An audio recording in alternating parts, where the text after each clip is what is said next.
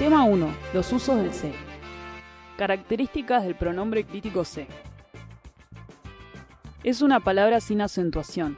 Esto quiere decir que se pega a otras palabras con acento, como por ejemplo el verbo. No tiene número, no varía en género y no tiene caso. Esto hace que el pronombre se sea anfibiológico. Quiere decir que su significado depende de la combinatoria sintáctica. Vamos a ver los diferentes usos del se. Se reflejo, María se maquilla. se cuasi reflejo, Juan se levantó. se anticausativo, Las flores se marchitaron. se pasivo, Se aprobaron los proyectos. se impersonal, Se trabaja bien. se télico, Juan se tomó toda la sopa.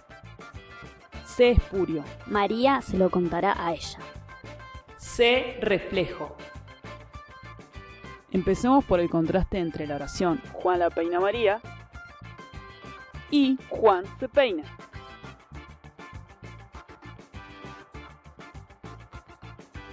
Vemos que peinar es un verbo diático, transitivo, agentivo. Juan la peina a María. Tiene dos argumentos, un X agente que es Juan y un Y paciente que es María. Hay dos argumentos y dos referencias. Pero cuando combinamos este verbo con se, como en Juan se peina, seguimos teniendo dos argumentos. Pero ahora es una sola referencia, porque tanto el X como el Y son Juan. Vamos a representar la oración Juan se peina en un árbol sintáctico. Tenemos el verbo peina, el argumento X es Juan, el argumento Y es un vacío. El X toma caso nominativo por su concordancia con F1. Ubicamos al pronombre se en F2 porque es el que le da caso al argumento Y, le da caso acusativo. Y colocamos estos índices que son los que nos indican que X e Y tienen la misma referencia en la realidad. Veamos ese otro ejemplo. Juan le cortó el pelo a María. Tenemos tres argumentos. El agente, que es Juan, el paciente, que es el pelo, y la meta, que es María. Tenemos tres argumentos y tres referencias. Juan, el pelo y María. Cuando combinamos el verbo con se, como Juan se cortó el pelo, se entiende que es asimismo. Seguimos teniendo tres argumentos. Pero ahora solamente tenemos dos referencias. X, Juan, Y es el pelo y Z es Juan. Representemos la oración en el árbol sintáctico. Tenemos el verbo cortó, el argumento X es Juan, el argumento Y es el pelo, el argumento Z es un vacío. El argumento X toma caso nominativo por su concordancia con F1. En F2 colocamos un lo que no está en la oración, por eso lo ubicamos entre paréntesis, pero es el que le da caso acusativo a el pelo. Y en F3 ubicamos se, que le da caso dativo al argumento Z.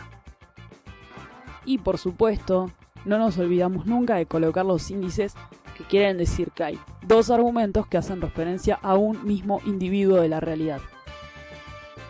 Veamos ahora el ejemplo de los amigos se abrazan. Empecemos por la oración Juan abraza a María. Vemos que abrazar es un verbo como peinar, que tiene dos argumentos.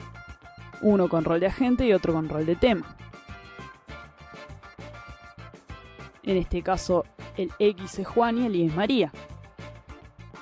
Cuando combinamos el verbo abrazar con se, como en los amigos se abrazan, vemos que tenemos dos argumentos, X e Y, pero una sola referencia, porque tanto X como Y es los amigos. Esto nos da la idea de reciprocidad, o sea, una acción que se hace entre sí. Si no pensamos que cada amigo se abraza a sí mismo, sino que los amigos se abrazan entre sí, unos a otros, mutuamente. representémoslo en el árbol. Abrazan, tenemos el argumento X, que es los amigos, el Y es un vacío, el X va a tomar caso nominativo. En F2 ubicamos al pronombre clítico C, que le da caso acusativo al argumento Y. Y colocamos los índices para decir que X e Y tienen la misma referencia en la realidad. Repasemos las características principales del C reflejo. Dos argumentos tienen que ser correferenciales, o sea, hacer referencia al mismo individuo de la realidad. Este C admite que un argumento se complete con a sí mismo, como por ejemplo Juan se peinó a sí mismo. Si el verbo está en plural, la interpretación puede ser recíproca. Los amigos se abrazaron entre sí. Además, este C está en todas las personas, tiene su equivalente en todas las personas.